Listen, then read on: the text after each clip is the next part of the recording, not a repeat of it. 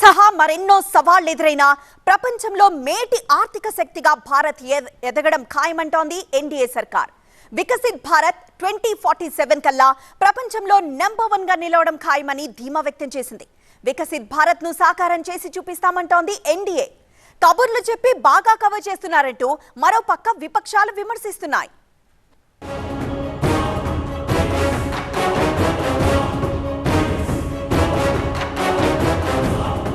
ఫిబ్రవరి 1 big budget day. సంకల్పం వికసిత్ భారత్, లక్ష్యం 2047.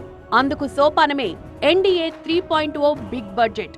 మహిళా సాధికారతే నినాదంగా పార్లమెంట్ బడ్జెట్ సమావేశాలు ప్రారంభమయ్యాయి. సిద్ధి బుద్ధి ప్రదే దేవి, భుక్తి ముక్తి ప్రదాయిని, భుక్తి ముక్తి ప్రదాయిని, मंत्रमूर्ते सदा देवी, मंत्रमूर्ते सदा देवी, महालक्ष्मी नमोस्तुते. బడ్జెట్ కు ముందు ఆనవాయితీ ప్రకారం ఆర్థిక సర్వేను సభలో ప్రవేశపెట్టారు కేంద్ర ఆర్థిక మంత్రి నిర్మలా సీతారామన్. 2025-26లో దేశ జీడీపీ 6.3 నుంచి 6.8% మధ్య ఉండే అవకాశం ఉందని ఆర్థిక సర్వే అంచనా వేసింది. అలాగే ద్రవ్యోల్బణాలు తగ్గే అవకాశం ఉందని పేర్కొంది. ద్రవ్యోల్బణం తగ్గడం వల్ల ఆర్బీఐ రెపో రేటు యథాతథంగా ఉంచడం గానీ తగ్గించే అవకాశం గానీ ఉంది. వ్యవసాయ ఉత్పాదక శక్తి పెరగడం వల్ల ఆహార ధాన్యాలు అందుబాటులోకి వస్తాయని సర్వే పేర్కొంది.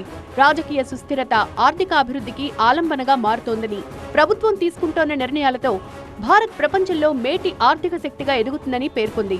ప్రపంచ దేశాలన్నీ కూడా డోల్డ్రమ్స్ లో ఉన్నా కూడా భారతదేశంలో 6.3 to 6.8% జీడీపీ గ్రోత్ ఉంటుంది అని చెప్పి ఎకనామిక్ సర్వే చెప్పడం జరిగింది. దీంతోపాటు ఇన్ఫ్లేషన్ ట్రెండ్స్ ఏవైతే ఉన్నాయో ప్రభుత్వం ఇన్ఫ్లేషన్ పెరగకుండా చాలా జాగ్రత్తలు తీసుకోవాలని చెప్పి కూడా చెప్పడం జరిగింది. దీనివల్ల ఆర్బీఐ వడ్డీ రేట్ల విషయంలో కావచ్చు, ఇలాంటి వాటిలన్నింటిలో కూడా చాలా కేర్ఫుల్గా ఉండాల్సిన పరిస్థితి మనకి రాబోయే రోజుల్లో ఉండబోతుందని కూడా ఎకనామిక్ సర్వే చెప్తుంది.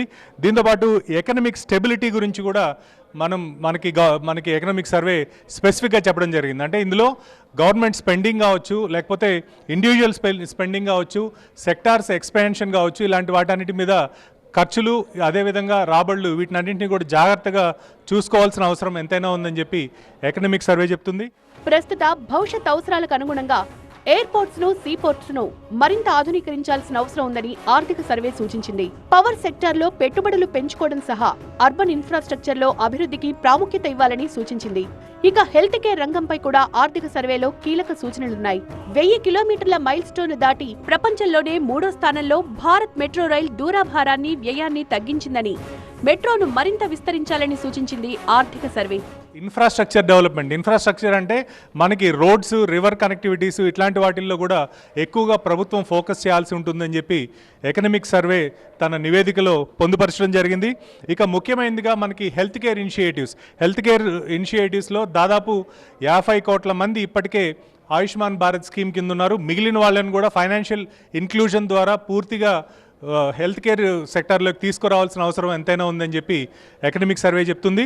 దీంతోపాటు మెట్రో రైల్ నెట్వర్క్, అంటే ఇప్పటివరకు రోడ్స్ వాటి గురించి కేటాయింపులే ఎక్కువగా ప్రాముఖ్యత ఇచ్చిన ప్రభుత్వం ఈ బడ్జెట్లో మెట్రో రైల్కి సంబంధించి కూడా ఎక్కువగా స్పెండ్ చేయాల్సిన అవసరం ఉంటుందని చెప్పి, ఎందుకంటే అర్బన్ డెవలప్మెంట్ విపరీతంగా పెరుగుతుంది, దీని మీద ఖర్చు పెట్టాల్సిన అవసరం కూడా ఉందని చెప్పి సజెస్ట్ చేయడం జరిగింది.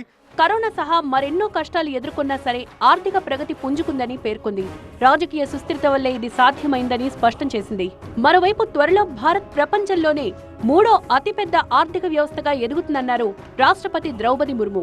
గత ప్రభుత్వాలతో పోలిస్తే ఎన్డీఏ ప్రభుత్వం 3 రెట్ల వేగంతో పనిచేస్తోందన్నారు ఆమె. అన్ని రంగాల్లో అభివృద్ధితో పాటు అన్ని వర్గాల సంక్షేమానికి ప్రభుత్వం చేపట్టిన పథకాలు సత్ఫలితాలు ఇస్తున్నాయన్నారు.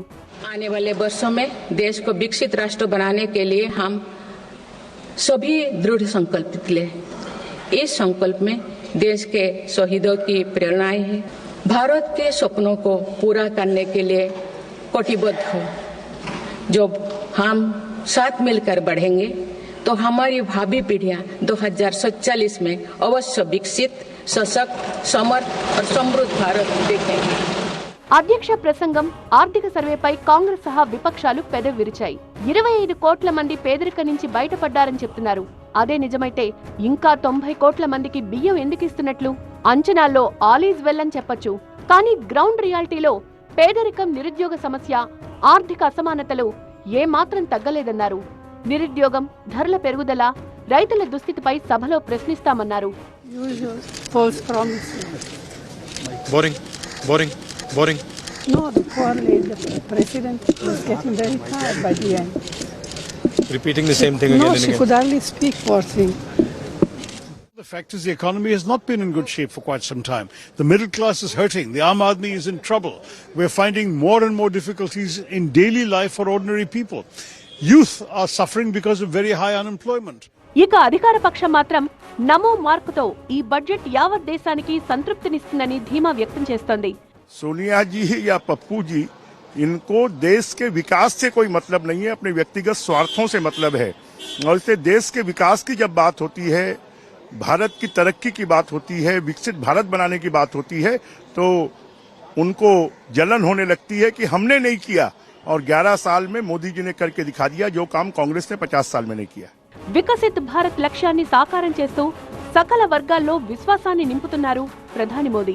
कि देश के हर गरीब एवं मध्यम वर्ग समुदाय पर मां लक्ष्मी की विशेष कृपा रहे। नारी शक्ति के गौरव को पुनः प्रस्थापित करना, पंथ संप्रदाय के भेद से मुक्त होकर के हर नारी को सम्मानपूर्ण जीवन मिले, उसको भी समान अधिकार मिले, उस दिशा में इस सत्र में कई महत्वपूर्ण निर्णय लिए जाए. కరోనా సహా లోకల్లీ, గ్లోబల్లీ, ఎకనామికల్లీ ఎన్ని సమస్యలు, సవాళ్లు ఎదురైనా ఆర్థిక ప్రగతిని గాడిలో పెట్టామంటోంది ఎన్డీఏ సర్కార్.